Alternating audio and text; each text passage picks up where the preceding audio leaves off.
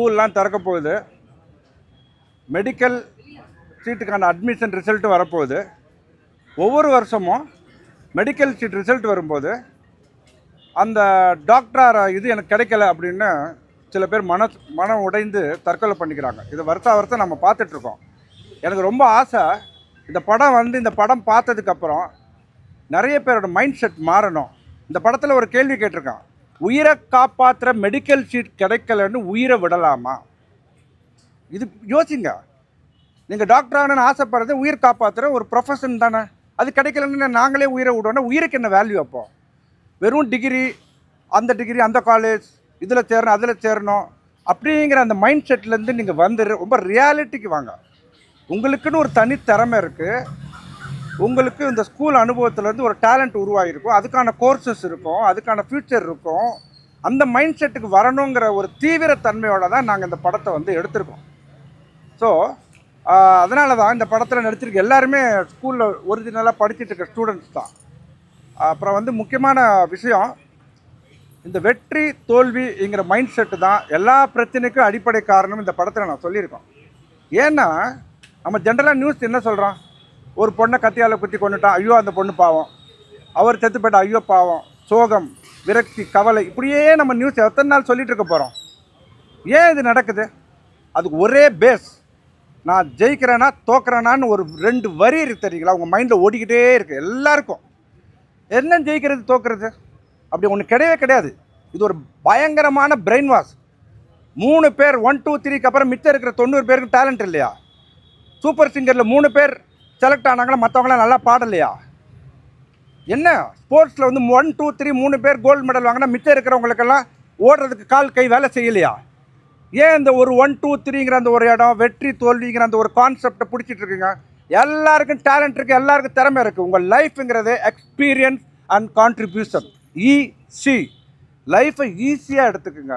எப்போ பார்த்தாலும் அடுத்தவங்களை கம்பேர் பண்ணக்கூடாதுன்னு தான் என் தலைவன் இசைஞானி இளையராஜா சார் வந்து கம்பேரிசன் பண்ணாமலே ஈகோவை பார்க்கலனா தான் நீ பாஸ்.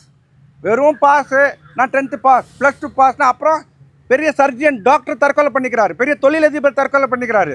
எல்லாம் பாஸ் பண்ணிங்கல்ல ஸ்கூலில் காலேஜிலலாம், ஏன் வாழ்க்கையே பாஸ் பண்ணிட்டு போகிறீங்க? என்ன நடந்துச்சு உங்களுக்கு? எங்கே மிஸ் ஆனீங்க லைஃப்பில்? ஒரே விஷயந்தான், திரும்ப திரும்ப நீ ஜெயிச்சியா தோத்தியா, சொந்த வீடு வாங்கிட்டியா வாங்கலையா, உன் லவ் மேரேஜ் சக்ஸஸாக ஃபெயிலியரா, இப்படியே கேள்வி கேட்டு எல்லாருக்கும் லைஃப்பில் ஜெயிச்சா தாண்டா லைஃப்புங்கிற மாதிரி ஒரு பிரெயின் வாஷ் இருக்குது. அது ஸ்கூலில் ஆரம்பித்து காலேஜில் போய், கம்பெனியில் போய், அரசியலில் போய், குடும்பத்தில் போய் எல்லா இடத்துல பரவிட்டுருக்கு. யாரோ ஒரு மன்னர் ஜெயிச்சாருன்னா எத்தனை பேர் செத்தாங்க அந்த சிப்பாய்கள்? எந்த மதம் ஜெயிச்சது? எத்தனை பேர் குண்டு வெடிப்பில் சாவுறாங்க? கேட்டால் ஒரு மதம் ஜெயிக்கிறது யாராவது கண்ணால் பார்த்துருக்கீங்களா? அதுக்கு தான் நோ கேஸ்ட் நோ ரிலிஜன் சர்டிஃபிகேட்னு இந்த படத்தில் நாங்கள் சொன்னோம். என்னைக்காவது ஒரு மதம் வந்து நின்று நான் ஜெயிச்சிட்டேன்னு சொல்லித்தேன்? இல்லை. உங்கள் மனசுக்குள்ளே ஜாதி ஜெயிக்குது, மதம் ஜெயிக்குது. எங்கே ஜெயிச்சது அது? எங்கே தோத்தது அது? என்னைக்கும் ஜாதியும் ஜெயிக்கல, மதமும் ஜெயிக்கல. விளையாடுறாங்க எல்லாரும். Brain wash, master brain wash. இதை உடைக்கணும். யார் உடைக்கணும்? ஸ்கூல் ஸ்டூடெண்ட்ஸ் ஸ்டார்ட் பண்ணணும். அவங்க யோசிக்கணும். ஸ்கூல் நல்ல மாணவர்களை மட்டும் உருவாக்குற இடம் இல்லை, நல்ல மனுஷங்களை உருவாக்குற இடமா இருக்கணும்.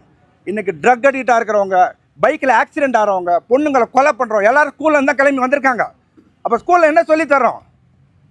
இந்த கட் ஆஃப் மார்க் வாங்கிடு, உன் லைஃப் சூப்பர். இந்த கிரேடு வாங்கிடு, உன் லைஃப் சூப்பர். அப்புறம் ஐயோ என் பையன் பைக் மோதி செத்து போயிட்டான், என் பொண்ணை ஒருத்தன் அட்டாக் பண்ணிட்டான், இவன் சூசைட் பண்ணி செத்து போயிட்டான். இப்படியே சோக கதை பாடுறதை நிறுத்துங்க. No sentiment. இனிமேல் திங்க், பிரில்லியண்ட்டாக இருங்க. எமோஷனல் இன்டெலிஜென்ஸாக வாழ்கிறதுக்கு தான் இந்த படம் ஆரம்பிச்சிருக்கோம், இந்த படம் எடுத்து விட்ருக்கோம். எத்தனை விதமான மாற்றங்கள் இது உருவாக்குது. எத்தனை தமிழ்நாட்டில் இருக்கிற ஸ்டூடெண்ட்ஸ் இந்த படம் பார்த்து, எனக்கு ஒன்றும் இல்லை சார், இந்த படம் பார்த்தேன் எனக்கு சூசைட் ஆசை போயிருச்சுன்னு சொன்னால் அதுதான் 10 கோடிக்கு சமம். சார் டீச்சர்ஸ் வந்து ஆஃப் பண்ணாலுமே ஒரு ரிலாக்ஸேஷன் வந்துடும். இது வந்து கிளாஸ் 1லேருந்து ஆரம்பிக்கணும் இல்லையா? கிளாஸ் 1, ஆமாம். இப்போ கூட எல்கேஜி யூகேஜிலேருந்து நிறைய பாடங்கள், படிப்பு. அப்புறம் வந்து ஸ்லோ மோஷனில் அழுகிறது, அப்பா அம்மா குழந்தை ஜெயிச்சிருச்சு தோத்துருச்சின்னு சொல்லி அழுகுறது. அப்புறம் வந்து நீ அம்மா எப்படியாவது அவ்வளோ மாதிரி நல்லா வந்துடும் இன்னொருத்தங்களை கம்பேர் பண்ணி சொல்கிறது. இது சைல்டுலேருந்தே ஆரம்பிக்கிறாங்க. சார் ப்ரெஷர் வந்து கிளாஸ் 6லேருந்து பில்டப் பண்ணுறாங்க சார். இந்த கோ எஜுகேஷன் தனியாக பிரித்து விடுறாங்க. அது பிரிக்காமல் ஒன்றை பண்ணாலே ஒன்றும் ஈஸியாகிடும் லைஃப்பில். கோ எஜுகேஷனால நிறைய சால்வ் ஆகுன்னு நினைக்கிறீங்களா? நினைக்கிறேன் கரெக்ட். பெண்களை பற்றின இல்லை பெண்களை பற்றின பிரமிப்பு அகலன் பண்ணால் பெண் தோழியாக இருக்கணும், பெண்களை நல்லா புரிஞ்சுக்கணும். அனாட்டமி, கெமிஸ்ட்ரி இது மூலமாக பெண்ணை சரியாக புரிஞ்சிக்கிறது இஸ் கரெக்ட். அது தனியாக பாய்ஸ் ஸ்கூலில் படிக்கிறவங்களும் புரிஞ்சுக்கிறாங்க, கோ எஜுகேஷன் படிக்கிறவங்களும் புரிஞ்சுக்கிறாங்க. அது வந்து பேசிக்காக எது மேலேயும் பிரமிப்பு இருக்கக்கூடாது சார். பங்களா கட்டணும், இந்த பொண்ணை காதலிச்சிடணும், இந்த பொண்ணு கிடைக்கலன்னா நம்ம லைஃப் அவ்வளோதான், இந்த பிரமிப்பே இருக்கக்கூடாது. லைஃப் இஸ் வெரி சிம்பிள், ரொம்ப ஈஸி. ப்ரெஷர் வேண்டாம், ஸ்ட்ரெஸ் வேண்டாம். குவாலிஃபைடு பிரின்சிபல் வந்து நெகட்டிவ் புக் எழுதி பப்ளிஷ் பண்ணி ஸ்டூடெண்ட்ஸ் எல்லாம் நெகட்டிவ் பண்ணுவாங்க. ஹைலி குவாலிஃபைடா இல்லை, ஆக்சுவலாக நெகட்டிவ் பரப்புறோன்னு தெரியாமலே நெகட்டிவ் பரப்புறாங்க. அதான் அந்த கதை. இப்போது வெற்றிக்கு 7 படிகள், நீ வாழ்க்கை சிகரத்தை தொட்டுப்பார். பிரின்சிபல்ஸ் அப்படி எழுதுறாங்க நீங்க நினைக்கிறீங்களா? பிரின்சிபல்லாம் அப்படி எழுதுவாங்க. கதைக்கு இல்லை, நிறைய புத்தகம் பார்த்தேன். ஒரு லைப்ரரிக்குள்ள போனால் வெற்றி அடைகிறதுக்கு வழிகள்னு ஒரு 30 புக்கு இருக்குது. அப்போ பார்க்குறவன் என்ன நினைப்பா, வெற்றி அடைஞ்சால் மட்டும்தான் சொசைட்டியில் மரியாதை அப்படின்னு நினச்சி அவன் எதையோ ஒன்று படிக்கிறான். அவன் முன்னாடியே ஒரு கேன்டீன் சமைச்சு, அதாவது எனக்கு தெரிஞ்சு கேன்டீன் வச்சு நடத்தி சம்பாதிச்சிட்டு ஒரு பையன்கிட்ட இன்னொரு பையன் போய் விஸ்காம் ஃபீஸ் கட்டுறதுக்கு பணம் கேட்குறான். அவன் முதலாளி ஆகிட்டான். அவனுக்கு தெரிஞ்ச தொழில் அவன் பெருசாக வந்துட்டான். இவன் ஊருக்கு பயந்து நம்ம இந்த டிகிரி வாங்கினா தான் லைஃபு, அந்த டிகிரி வாங்கினா. நான் சொல்கிறது என்னென்னா, இயல்பாக எது வந்தாலும் ஓகே. உங்களுக்கு டாக்டர் படிக்கிறதுக்கான இயல்பு இருக்கா? நேச்சர், பை நேச்சர் நீங்கள் டாக்டர்னு நீங்கள் டாக்டர் தான் படிக்கணும்.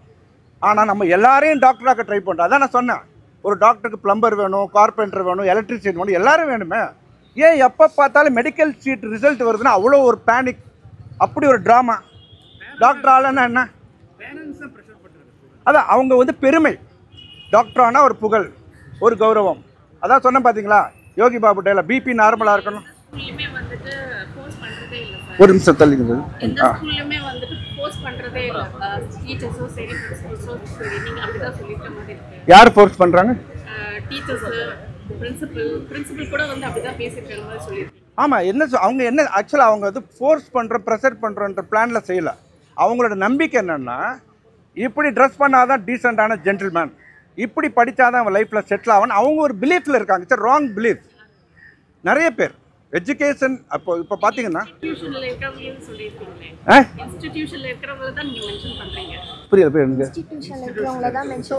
ஆமாம், இன்ஸ்டிடியூட் இப்போ பார்த்தீங்கன்னா முன்னாடியை விட கல்விங்கிறது ஒரு வியாபாரமாக நெருங்கிட்டு உங்களுக்கே தெரிஞ்சிருக்கும். ஏன் ஆச்சு?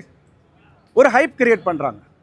இந்த மாதிரி காலேஜில் படித்தாதான் உங்களுக்கு ஃப்யூச்சர் இருக்கும். அந்த மாதிரி நான் என்ன சொல்கிறேன்னா, இந்த படத்தில் சொல்ல வர்றது மைண்ட் செட் ஆஃப் சக்ஸஸ். ஜாதி, நான் படத்தை டைலாக் வச்சுருக்கேன் பாருங்கள், நோ கேஸ்ட் நோ ரிலிஜன், எல்லாம் ஒன்றா இருங்க. நீங்கள் அல்லாவை கும்பிட்றீங்க, கிறிஸ்துவை கும்பிட்றீங்க, அம்மனை இருங்க, சொல்லி முடிச்சிடறேன். இல்லை சொல்லி முடிச்சிடறேன். அம்மனை கும்பிடு, யாரை வேணா கும்பிட, ஒன்றா இருங்க. No caste no religion. புரியல? ஆமா,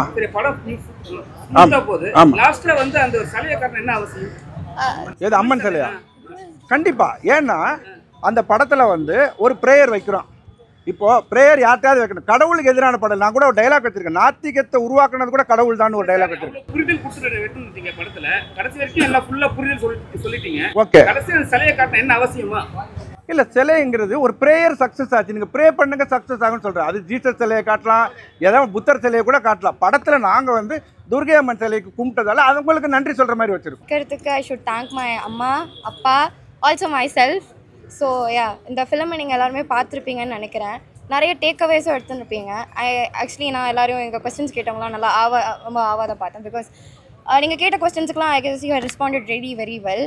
அண்ட் எல்லாருமே வந்து ஃபிலிமை பாருங்கள், because it has a lot of takeaways. And so இந்த ஃபிலிமில் no caste no religion. Let me bring it up. No கேஸ்ட்னு நாங்கள் சொல்கிறோம். ஆமாம், கேஸ்ட் பார்க்கக்கூடாது, ரிலீஜன் பார்க்கக்கூடாது. ஆனால் எல்லாருக்கும் ஒரு பிலீஃப் இருக்குல்ல. நாங்கள் வந்து ரிலீஜன்ஸை மதிக்க வேண்டாம்னு சொல்லலை. எல்லா சாமியும் இருக்குது. There is Ambal, there is Jesus, there is Allah, there is Buddha, there is Mahavira. we respect everything, okay? So நாங்கள் ஒன்றும் இந்த படம் ஆரம்பிக்கிறதுக்கு முன்னாடி we had personally believed in Durgai Amman. So last song was dedicated to Durgai Amman. I think இதை நீங்கள் நல்லா கான்ட்ரவர்சியாக எடுத்துக்க வேண்டாம்னு நினைக்கிறேன். I think there's 90% of good things are there. It's full of film, full of 90% of good things are there. அதில் point out பண்ணுற மாதிரி எதுவுமே இல்லைன்னு நான் ஃபர்ஸ்ட் ஆஃப் ஆல் கன்க்ளூட் பண்ணிக்கிறேன். Thank you first of all.